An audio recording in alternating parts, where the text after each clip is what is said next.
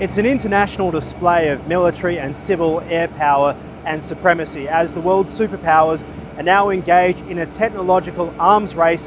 They've come here to Avalon Airport, southwest of Melbourne, to put it all on display. And the crowds come from around the world too, their eyes on the sky as aircraft perform amazing feats of air aerobatics. At times it looks like they're simply defying gravity, the F-18s. Their pilots are thankfully level-headed. What do they like to fly? It's a pretty incredible piece of machinery. So it's getting a little bit old now, but it's like the internals of a Ferrari, a new updated car. It's a bit of a sports plane.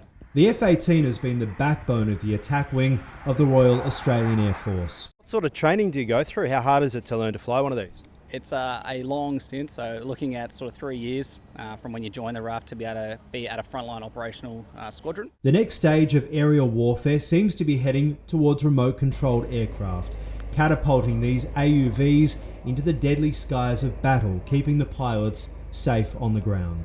This year at the Avalon Airshow, there is a really big focus on drone technology. It goes from everything this size all the way down to this little guy. Isn't it cute? It weighs 18 grams and it's used in combat zones, places that are too dangerous to send troops in first, and then they can actually control it and watch it on this little screen. Drones may have their place, but nothing can compete with the human brain just yet. Lockheed Martin is still promising its F-35 Lightnings will give the US and its closest allies like Australia a competitive edge, but so far it's just cost a whole lot of money. This is a mock-up of the F-35, the fifth generation fighter now relied upon by the United States and in future by Australia as well. It is so modern though, the Chinese came out this week saying they've now invented technology that can actually see straight through these aircraft.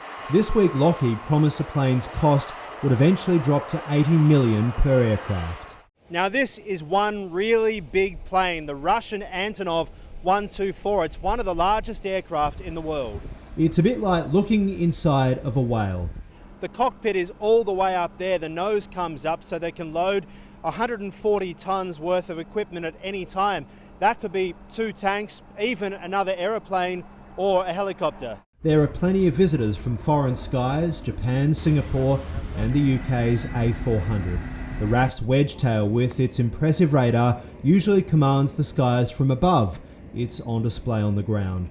And this is the Globemaster, along with some very heavy lift. Military aircraft may be one thing, there are plenty of helicopters on display too.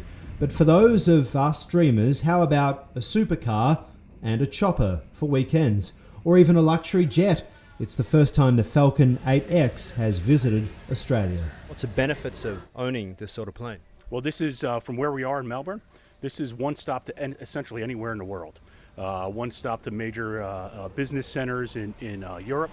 Most of our customers around the world are large, sort of Fortune 500 type of companies.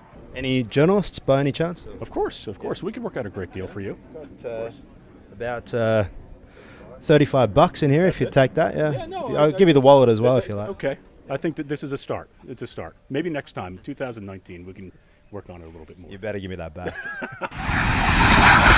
But until then, we can only dream and maybe wear earplugs as the world's military shows off their new toys.